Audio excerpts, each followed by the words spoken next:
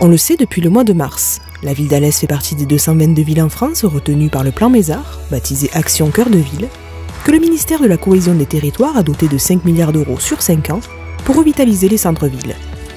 En Occitanie, 24 villes sont concernées, et seulement 2 dans le Gard, Bagnols-sur-Cèze et Alès.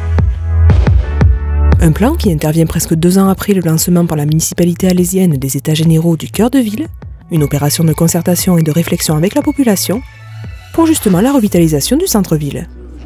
La convention cadre a été signée le 10 octobre entre les différents acteurs et partenaires.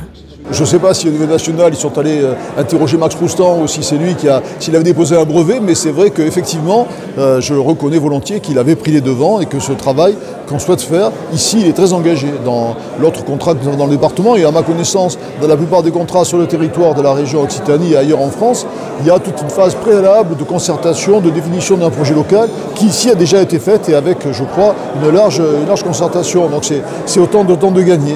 Alès, je l'ai dit tout à l'heure, a toujours un coup d'avance. Encore une fois, l'État nous a suivis dans l'opération Cœur de Ville et Cœur de Territoire que nous avons menée depuis 2 ans.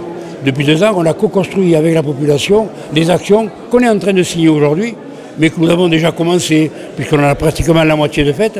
Alors je suis très heureux, évidemment, que tous les partenaires, chambre consulaire, chambre des métiers, chambre de commerce, la région, le département, etc., l'État, évidemment, qui sont présents pour nous aider dans le cofinancement de ces opérations, va nous aider un peu et va nous permettre d'aller plus vite aussi, dans le cadre de la réalisation. Et tout simplement, unis, ça fait la force.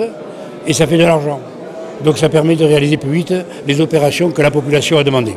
On va comparer avec d'autres secteurs du département, mais c'est vrai qu'ici, il y a une capacité dans un contexte économique et social très lourd, très compliqué, qui pour beaucoup d'autres personnes que ceux qui sont ici apparaîtraient comme décourageant, une capacité à travailler ensemble que j'aimerais avoir dans tout le département du Gard. Ce serait un bon exemple à suivre. Une réflexion qui va déjà plus loin puisqu'étendue à tous les quartiers de la ville, sur le même principe de concertation avec la population, et dont les actions sont aussi en cours de réalisation.